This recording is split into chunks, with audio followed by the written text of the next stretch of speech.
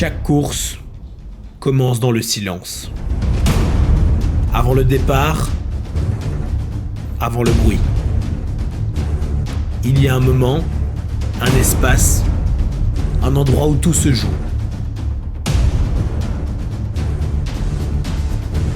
La zone de transition. Salut Lart, c'est Arthur pour la zone de transition et ici pour le deuxième épisode, on se retrouve avec Zoé Lurs. Salut. Alors Zoé, peut-être première petite question, est-ce que tu pourrais rapidement te présenter? Du coup, je m'appelle Zoé, j'ai 24 ans, ça fait 2 ans que je suis diplômée en kiné, donc je travaille plus ou moins un gros mi-temps, 2/3 de temps.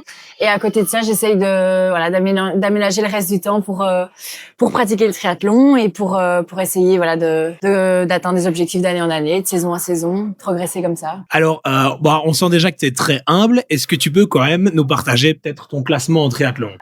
Cette saison, donc c'est la deuxième année où je cours chez les pros et cette saison, je suis actuellement classée 189e. Et voilà, comme je disais, de saison en saison, l'objectif c'est de progresser sur les courses, mais aussi d'essayer de progresser au niveau du classement international.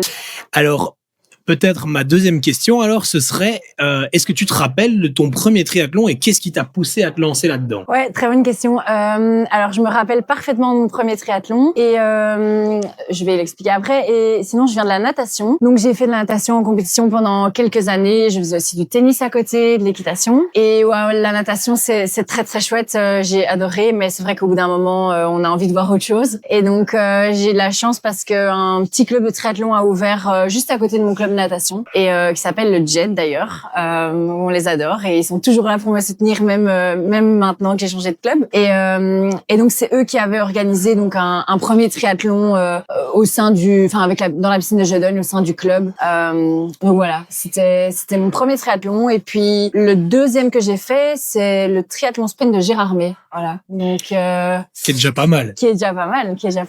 Voilà. Alors, pour cette saison, qu'est-ce que tu as prévu? Alors, du coup, cette saison, donc comme je disais, ça fera du coup la 3e saison où je suis chez les pros. Et il y a un chouette calendrier qui nous attend. J'ai essayé de réfléchir un peu mieux mon calendrier par rapport à ce que j'avais fait l'année passée, en essayant de viser des courses qui vont me permettre de faire des points, des courses qui vont me permettre peut-être de viser plutôt des places. Et donc la saison va commencer ici mi-avril à Valence et oui voilà, de manière générale j'aurai plus ou moins un semi par mois jusque juillet. Je ferai l'Alpe d'Huez aussi le long, j'y retourne parce que j'adore cette course et voilà. Donc Valence, puis une course en Autriche et puis une course au Danemark pour le début de saison. Super, déjà bien rempli. Et alors, en triathlon, c'est une surprise pour personne il y a plusieurs distances. T'as des affinités, j'imagine, avec certaines distances. Est-ce qu'il y a des distances, par exemple, que tu ne fais quasiment pas, ou bien des distances où vraiment tu te dis ça, c'est ma distance préférée? Mais du coup, ma distance préférée, c'est indéniablement le semi, du coup. Maintenant, depuis l'année passée, je suis re-rentrée dans un club français avec qui je cours sur le circuit des grands prix en duathlon et triathlon et ça c'est vraiment des distances sprint et c'est super sympa parce qu'en fonction de la place de l'athlète dans l'équipe, on rapporte des points et l'équipe est classée comme ça par rapport aux autres clubs.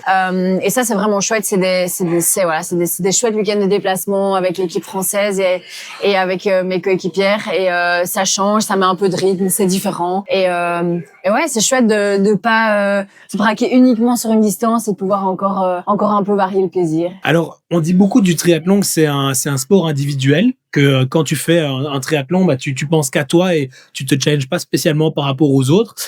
Toi, tu dirais que les coéquipiers, ils ont quelle importance dans le triathlon? Ouais, effectivement, le triathlon, c'est quand même un sport plus individuel que d'autres, c'est clair. Maintenant, je pense que l'entourage et les coéquipiers, c'est vraiment une pièce maîtresse dans tout ce monde qu'on essaye un peu de créer et de faire tourner. J'ai eu de la chance depuis que j'ai commencé d'être super bien entourée, notamment de ma meilleure copine Emma Kless, avec qui on partage chaque année beaucoup de kilomètres ensemble. Et puis il y a l'entourage familial aussi et on a un chouette groupe ici au TriGT de jeunes plus ou moins de mon âge, avec qui on essaie de se rejoindre sur certaines courses, avec qui on s'entend bien, on essaye de se tirer vers le haut, on a un peu tous les mêmes objectifs et et on essaie vraiment d'avoir une dynamique qui nous tire vers le haut et pas justement cette dynamique du chacun pour soi, parce que même si c'est un sport individuel, au final, je pense que c'est comme ça qu'on peut tous progresser, c'est en étant ensemble et en partageant un peu nos expériences et des entraînements, etc. Ouais, bien sûr, je vois. Et alors peut-être, je vais dire pour peut-être les plus débutants qui nous regardent, est-ce que tu aurais vraiment un conseil pour quelqu'un qui voudrait débuter le triathlon? Ouais, vraiment mon plus grand conseil, c'est de se dire que voilà, il faut prendre du plaisir dans ce que vous faites. Commencer en faisant plutôt du volume, ne pas se fixer des objectifs trop inabordables dès le début, et voilà, vraiment voir ça un peu comme une sorte d'échelle, et se dire ok, ben si maintenant j'arrive à faire 5 kilomètres sans être essoufflé, la prochaine fois ça sera 6. Il faut pas vouloir directement avoir des objectifs qui nous paraissent qui sont trop élevés. En fait, faut vraiment se dire voilà, y aller étape par étape, et bien s'entourer, comme je le disais aussi. Je pense que ça joue beaucoup. Okay, super. Voilà. Alors bon, le triathlon, c'est inévitablement un sport qui coûte cher.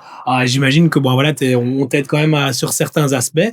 Est-ce que je vais dire au niveau des sponsors, tu as des sponsors en particulier auxquels que tu as, ou des sponsors que tu cherches justement? Ouais, alors ici on a de la chance, du coup il y a 3 ans on a essayé de remonter un peu un groupe au TriGT qu'on appelle la TriGT Pro Team, avec du coup les coéquipiers dont je parlais tout à l'heure.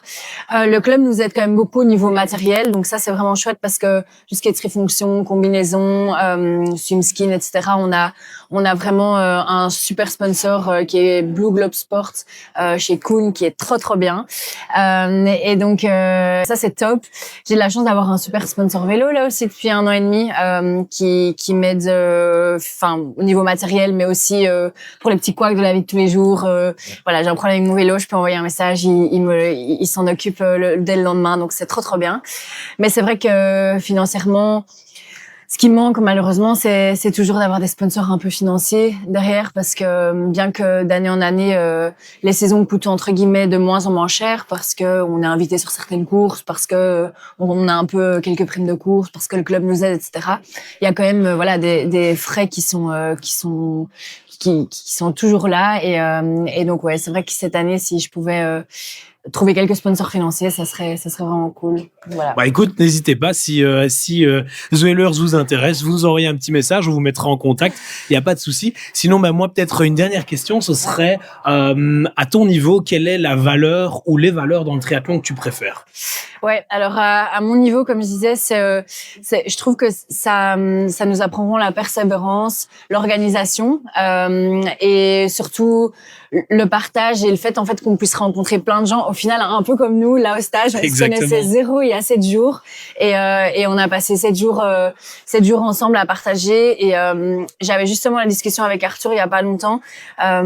Voilà, ma manière de penser, c'est de se dire que chaque personne que tu rencontres peut t'apporter quelque chose, et donc il faut rester vraiment ouvert, même si ces gens-là viennent d'horizons un peu différents du mien, par exemple, etc. J'essaie toujours de me dire que en partageant avec les gens, c'est comme ça qu'on grandit, qu'on se rend compte du positif, du négatif, de ce qu'on veut garder, de ce qu'on veut pas garder, et voilà, donc vraiment le partage, et puis un peu l'aspect compétition, l'aspect persévérance, l'aspect organisation, l'aspect on met tout en place pour atteindre ses objectifs, et voilà. La dernière chose que je vais te demander, Zoé, c'est si tu devais inviter une personne à venir sur le podcast, qui est-ce que ce serait?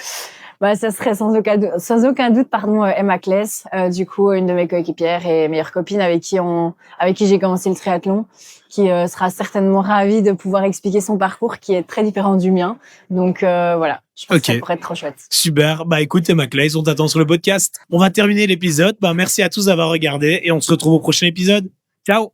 Salut.